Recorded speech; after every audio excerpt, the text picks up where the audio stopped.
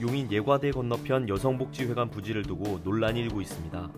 해당 부지는 현재 시민농장 텃밭으로 사용하고 있지만 용인시가 공용버스터미널 신축 사업에 따라 부지 절반은 버스 임시 차고지로 이용한다고 결정했기 때문입니다.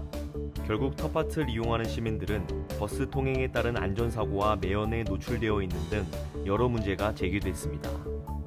정부는 코로나 확진자가 5,000명 이상 증가하는 등 오미크론 변이 바이러스까지 국내에 유입되자 방역조치 강화에 나섰습니다.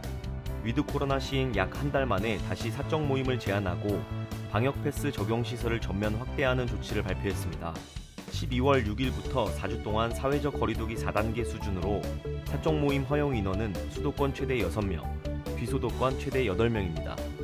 경기도 광주 오포에서 용인까지의 경강선 연장선 추진을 위해 용인과 경기 광주 시민들이 하나로 뭉쳤습니다.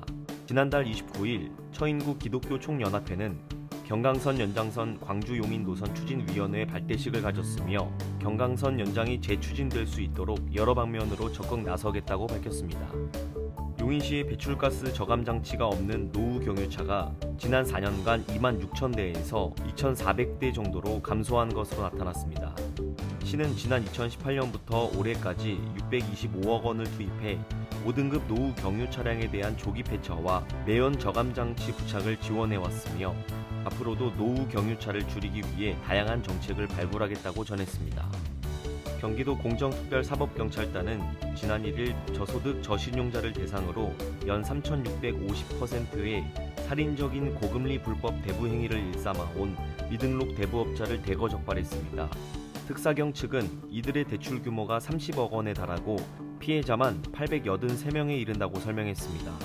또한 모니터링을 통해 온라인 불법 사금융 등에 대한 수사를 강화할 방침입니다.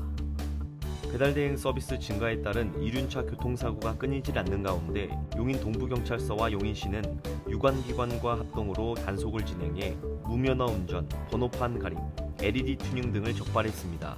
동부서 측은 앞으로도 이륜차 운전자들의 경각심을 높이고 안전한 교통문화를 조성하기 위해 노력할 것이라고 밝혔습니다.